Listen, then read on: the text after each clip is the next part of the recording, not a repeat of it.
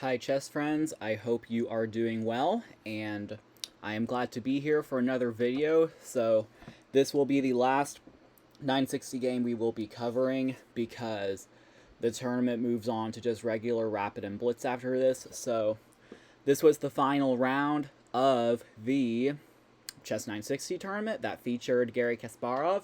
This is Magnus Carlsen playing white, Levon Aronian playing black, and this was pretty much a winner-take-all scenario. They happened to be paired in the final round. I believe Magnus was a half a point ahead of Levon, so basically winner takes all. So this is the position, white to move, so I'm actually going to give you the position after this. White ended up trading on c6, or actually white didn't trade on c6, my bad. White should have traded on c6, and I'm not going to tell you what he did because that's going to kind of reveal the answer here, but it's white to play, and I want you to treat this as a puzzle. Treat it as a strategic puzzle. Just white to play. What would you do to give yourself the most optimal winning chances? So feel free to take your time.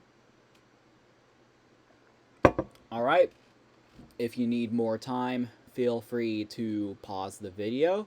So in this position, it's all about the 2-on-1 majority on the king side, especially since these pawns are well advanced, as this pawn is theoretically only 3 squares away from queening. So the way to take advantage of it, the way you kind of, work these pawns, pawn to f6 does not really work. I just kind of take, and now I only have one pawn to worry about, and I can easily contain it. I can take this pawn first, and I can probably go back to d5 or something. Meanwhile, I have my own 2-pass pawns that you need to worry about, so trading off is not the best strategy. So what you actually want to do, imagine the minor pieces are not there. What do you think would be winning? Well, the minor pieces were not there, then g6 would just be crushing. The simple idea would be that next move you'd be able to play f6, and then play g7, g8 equals queen. Now, it's not that simple here, but after a move like bishop to d5, knight to g3, these pawns are simply going to be too much to worry about, and I'm going to give you some variations, or a variation, because I do want to do a little bit more than just tell you, oh, it's good for you, trust me. However, y'all are going to plug this into the computer and see that some of my variations are inaccurate. My point is not to show that this is a forced win. My point is to show you what could potentially, this position could ensue. So basically, you can even take the pawn, and after knight h5, once you take this guy, it's going to be a matter of these pawns are way more advanced than these guys. This guy would only need 3 squares, for example. This guy would need 1, 2, 3, 4, 5. And I'll show you a variation. Let's say black plays c5, knight takes g7. We'll say knight to c6 to try to clear away for the b pawn, because the c pawn's not doing it alone. After something like knight to e8, simply paving the way for one or both of these pawns, pawn to b5, pawn to f6, pawn to b4, pawn to f7 is just winning.